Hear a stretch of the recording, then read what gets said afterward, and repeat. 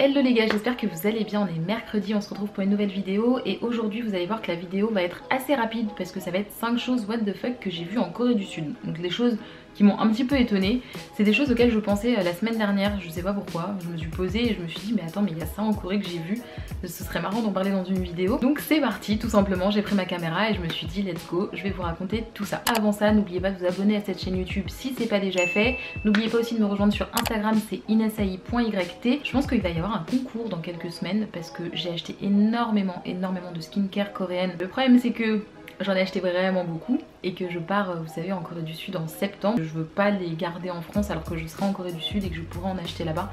Donc il y aura un concours, restez bien connectés, c'est sur Instagram que ça se passera. Je vous en dirai un petit peu plus dans les prochaines semaines. Alors pour commencer ce petit classement, c'est pas vraiment un classement parce que ce sera pas dans un ordre croissant ou décroissant, mais en tout cas cette petite énumération des choses what the fuck que j'ai vues en Corée du Sud. La première que je voulais partager avec vous, c'est que vous savez qu'en Corée du Sud vous pouvez aller dans les cafés, dans les restaurants, etc. et laisser vos affaires un petit peu partout, laisser votre téléphone sur la table, laisser votre PC sur la table aussi et aller dans un autre endroit par exemple. Ce que je faisais quand on était étudiant, quand j'étais étudiante avec mes potes, c'est qu'on laissait nos PC sur les tables par exemple quand il y avait les grosses sessions de révision. Tout le quartier de notre université était bloqué parce que du coup il y avait la semaine de révision avant les partiels et les partiels étaient communs à toute l'université donc tout le monde révisait en même temps, ce qui fait que tous les cafés autour de la zone de l'université étaient pris d'assaut littéralement. Donc si vous vouliez avoir votre spot de révision mais en même temps qu'après vous vouliez aller manger un peu au milieu de la soirée, il fallait un petit peu sécuriser sa place. Donc ce qu'on faisait c'est qu'on prenait nos PC, on les gardait sur la table, donc à l'endroit où on révisait, et on allait manger et on allait faire nos vies et il n'y avait jamais aucun problème, on retrouvait toujours nos affaires. Et en Corée c'est très répandu de faire ça, de poser ses affaires et de partir et tu les retrouveras de toute façon toujours. En tout cas j'ai jamais eu de problème et personne dans mon entourage n'a jamais eu de problème en faisant ça. Ce qui s'est passé c'est que donc j'étais très à l'aise avec ce sujet là, mais j'ai vu quand même quelque chose un petit peu du niveau au-dessus. Je me rappelle quand j'étais étudiante, j'étais près de mon université etc, il y avait des petits commerces et j'ai vu une voiture stationnée devant un petit restaurant, je crois que c'était un restaurant de kimbap, portière ouverte, côté trottoir donc portière passager ouverte, avec personne dedans, personne dedans, personne aux alentours, clé sur le capot, porte-monnaie sur le capot et je sais plus ce qu'il y avait, je crois qu'il y avait un sac avec des cosmétiques, enfin un sac d'une marque genre Innisfree ou un truc comme ça, un sac de cosmétiques posé sur la voiture. Donc porte-monnaie, j'imagine que la personne avait juste pris sa carte bleue ou un truc comme ça ou payé avec son téléphone, porte-monnaie sur le capot, clé sur le capot, porte passager ouverte, donc clé, tu peux rentrer par la porte passager et prendre la voiture et partir si tu veux, et du coup le sac de skincare. Et j'étais passée devant la voiture et je m'étais dit mais on est à quel niveau de confiance pour en arriver là, parce que tu laisses ton PC, que tu laisses tes trucs et tout, bon, il y a quand même du monde autour, en vrai, why not et tout et tout. Mais là, je me suis dit mais à tout moment quelqu'un passe, prend les clés, se casse ni vu ni connu avec la voiture et non, personne évidemment, personne ne faisait ça, personne n'allait faire ça et ça j'ai trouvé ça fou, mais j'avoue que ça m'a vachement surprise de voir tout ça en fait sur la voiture et que tout reste intact. Deuxième chose what the fuck que j'ai vu en Corée du Sud, alors ça c'est pas vraiment propre à la Corée du Sud mais moi c'est quelque chose qui m'a choquée, c'est que j'ai rencontré plusieurs fois des Français ou même des étrangers pas français mais enfin pas francophones, anglophones par exemple, qui vivaient en Corée depuis très longtemps. Donc, par exemple moi la personne que j'ai en tête, et j'en ai rencontré deux dans le même cas, qui vivaient depuis le même nombre d'années en Corée du Sud, donc depuis 4 ans, et qui ne parlaient pas coréen. Et ça m'a toujours fascinée. Alors j'ai jamais vécu pendant 4 ans en Corée du Sud, donc si ça se trouve, si je vis à un moment donné pendant 4 ans en Corée du Sud, je ne parlerai toujours pas coréen, j'en sais rien. Je pense pas parce que j'ai vraiment envie d'apprendre, etc. Mais je trouve ça fou d'habiter dans un pays pendant aussi longtemps et de pas parler la langue. Donc que tu la parles pas couramment, que tu la parles pas parfaitement, je comprends totalement. Mais là en l'occurrence, je la parlais mieux que la personne en question. Et pourtant je suis pas restée en Corée du Sud un nombre d'années incalculable, j'ai pas pris non plus beaucoup de cours de coréen, pas du tout. Je suis même pas allée en Corée d'ailleurs pour étudier le coréen. Donc c'est vraiment, j'ai les bases, des bonnes bases, mais je suis pas non plus bilingue quoi, pas du tout. Donc je trouvais ça fou parce qu'au bout de 4 ans, je me dis dans un pays comme la Corée du Sud, si vous êtes déjà allé en Corée du Sud, franchement vous comprenez ce que je veux dire. C'est un pays où la nouvelle génération parle anglais, franchement la nouvelle génération se débrouille assez bien en anglais, mais où étonnamment, alors qu'il y a beaucoup de tourisme, que ça se démocratise beaucoup, ou étonnamment, en fait, sans le coréen, c'est très compliqué, je trouve, sur place. Franchement, sans avoir ne serait-ce que les bases, savoir lire, savoir écrire, savoir dire un peu les phrases de base, etc. Je trouve que c'est très compliqué, ne serait-ce que dans les restaurants où la plupart des menus, ça dépend des endroits. Il y a beaucoup d'endroits aussi où les menus sont en anglais aussi, mais il y a quand même des restaurants un peu tradis, un peu excentrés et tout, où en fait tous les menus sont en coréen. Et je me dis ça doit pas être évident du coup de vivre dans un pays sans comprendre la langue ou sans essayer de la parler et tout. Et ce qui était assez paradoxal, c'est que souvent c'était des gens qui étaient mariés sur place, c'était 2 garçons. Un français et un anglophone, je crois qu'il est américain. Leur compagne était coréenne. Après, cordonnier mal chaussé. J'imagine que dans leur couple ils parlent en anglais et que du coup ils n'ont pas forcément besoin d'apprendre le coréen pour parler avec leur conjoint ou avec leurs enfants qui probablement parlent aussi anglais ou français s'ils leur apprennent et tout. Donc je comprends, mais c'est vrai que dans la vie de tous les jours ça doit être tellement handicapant que ouais, ça j'ai trouvé ça ouf et j'ai trouvé ça what the fuck. Et en fait le truc c'est que je le mets comme un truc what the fuck parce que je crois qu'il y en a quand même beaucoup des gens qui habitent sur place et qui finalement je sais pas, ne font pas l'effort ou n'ont pas l'opportunité d'apprendre la langue, et je trouve que c'est dommage et que ça doit être très compliqué au quotidien.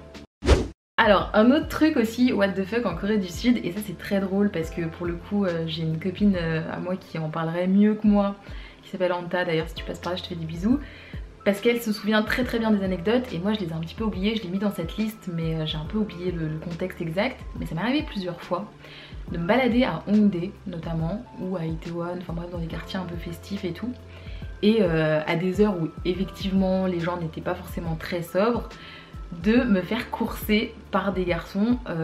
qui me disaient qu'ils m'aimaient, qui me disaient oh I love you et tout, genre sarangé et tout machin machin, mais vraiment des déclarations d'amour enflammées, je sais pas, vers les 2h du matin, un petit peu éméchées. Mais je trouvais ça drôle parce que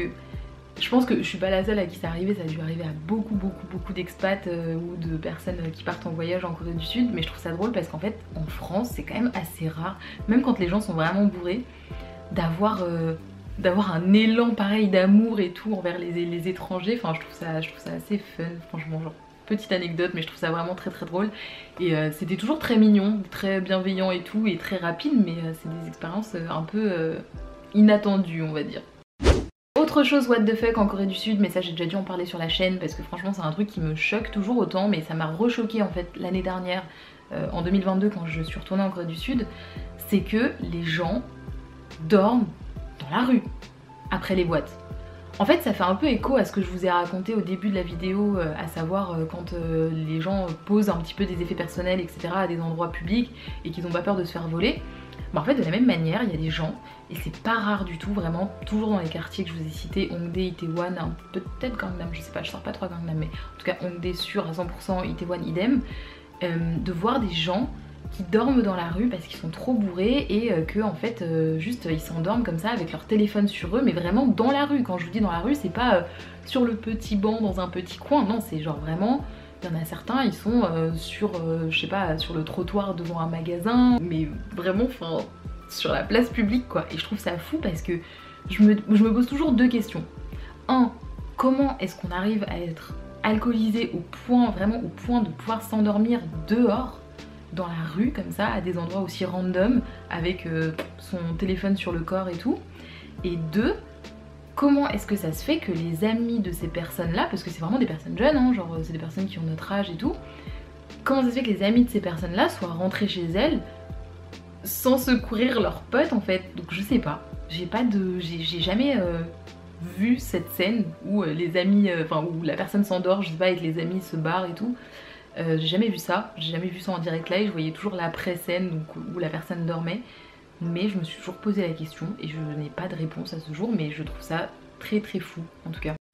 Et enfin la dernière petite chose assez amusante de cette vidéo, c'est que vous savez en Corée du Sud, bon déjà chose importante, on peut pas fumer dans la rue, en tout cas on peut pas fumer en marchant comme ça. Vous n'allez pas voir des gens sur le trottoir comme on peut voir à Paris, marcher, discuter en regardant des vitrines de boutiques et fumer en même temps. Ça c'est un truc qui se fait pas trop en Corée, il y a plutôt des endroits, soit il y a des endroits spécifiques où il y a marqué que c'est des endroits pour fumer, soit les gens se mettent un petit peu à l'écart dans des petites ruelles excentrées où il n'y a pas de monde et fument du coup un petit peu sur le côté mais à l'écart des gens pour que ça gêne pas les gens qui passent et qui fument pas. Mais Ceci étant dit, quand vous regardez les gens fumer, ce qui est assez marrant je trouve, et j'ai remarqué que c'était une différence par rapport à la France, c'est la façon dont les gens fument. En fait, j'ai remarqué qu'il y a beaucoup de Coréens, j'ai remarqué ça plutôt chez les garçons, ouais c'est vrai, un peu moins chez les filles, mais en tout cas il y a beaucoup de Coréens, garçons, qui vont fumer leurs cigarettes, mais fumer, et avoir des cendres, mais comme ça, genre vraiment comme ça, et la cendre soit elle tombe toute seule, soit ils vont enlever la cendre au bout d'un moment, mais la cendre est très grande par rapport à la cigarette, et en fait ils consument énormément la cigarette. C'est un truc nul, on s'en fout d'ailleurs, c'est pas une information capitale, mais je trouve que c'est marrant parce que faites attention si vous allez en Corée du Sud et regardez comment les gens fument, vous allez voir que c'est très différent je trouve en fait, et ça m'a toujours fait rire parce que du coup quand j'accompagne des potes et tout pour fumer etc, bah, je me suis toujours dit mais enfin à quel moment la cendre de cette cigarette va tomber, alors qu'en France quand on regarde des gens fumer c'est plus ils fument, après ils enlèvent la cendre, ils fument, ils enlèvent la cendre, ils fument, ils enlèvent la cendre. Là c'est vraiment ils fument et la cendre s'enlève toute seule ou bien ils l'enlèvent au bout d'un moment quoi. Donc voilà.